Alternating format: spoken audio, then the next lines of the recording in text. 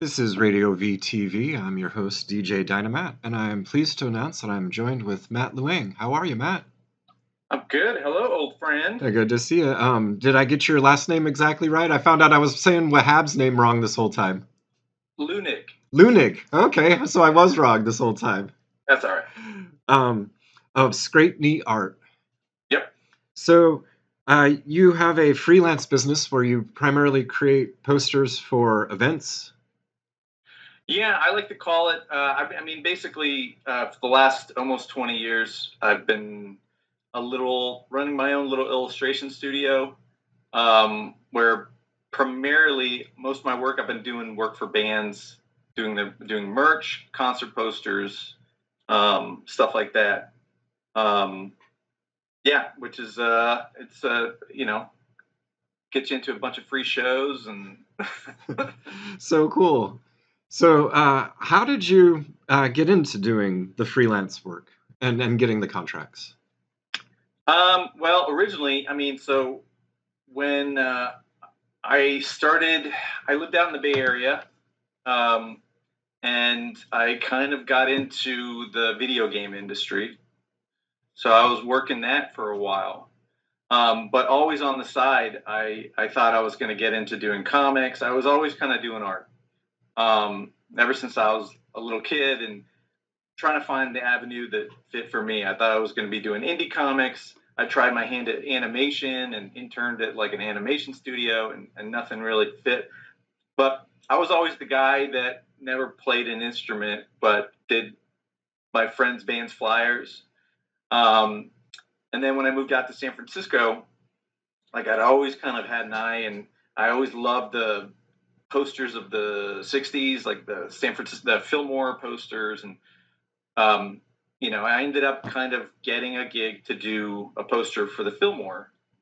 Um, and back in the day, you used to be able to just kind of ask the venue, "Hey, can I do a poster?" And they'd say, "Hey, yeah, we'll send you an email.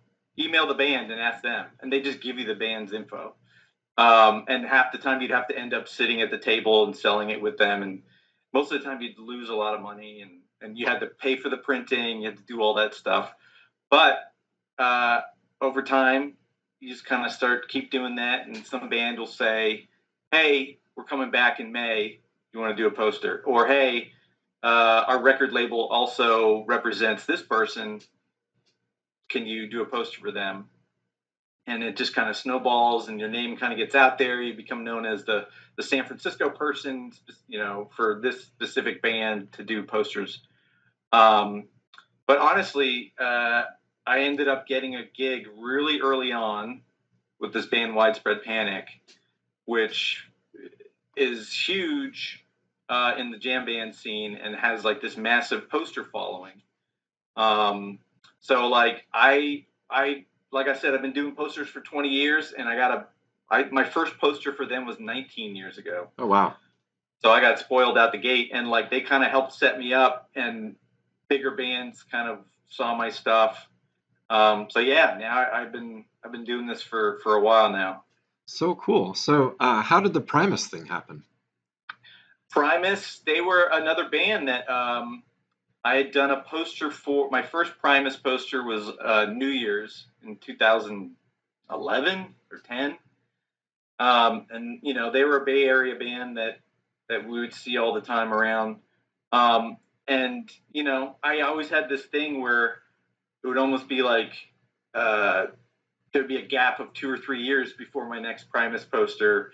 And it sometimes it comes down to who's in charge of the merch at the moment for that band. But for the last, I don't know, now 7, 8 years, I've been kind of working with them primarily. Like every tour, I try to work with them, and I don't know. They're like one of the lasting bands that I still know.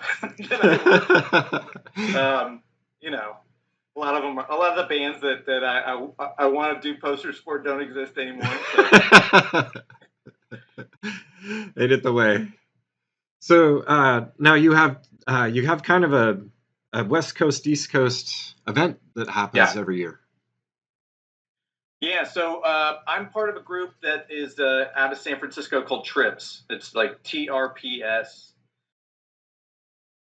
which is the Rock Poster Society. And they're a group that kind of has well, first they have a huge show every October in San Francisco in Golden Gate Park.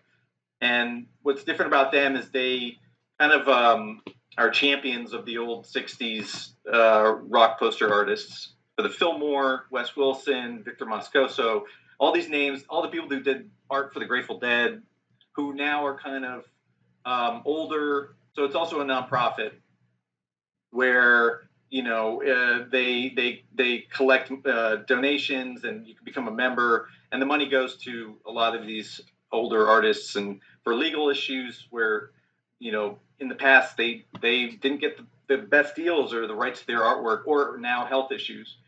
But it's this really great organization. And then I actually now live in Atlanta, and I moved here 7 years ago, and opened up kind of an Atlanta chapter of that group, and do the Atlanta Rock Poster Show every year in February.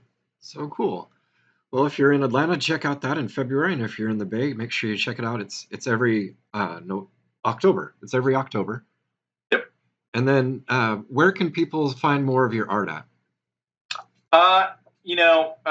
Scraped Knee is the name of my studio. So scrapeknee.com is my website. Aside from like putting up posters, I haven't touched that thing in a while. I don't do blogs or anything like that. So I would say either Instagram is usually my most updated. So it's just my name, Matt Leunig. That's Leunig. Yeah, on Instagram. Okay, awesome. Well, thank you so much for taking the time to meet with us today. We really appreciate it. We're giant fans of Absolutely. your art here. So thank you very much. Anytime.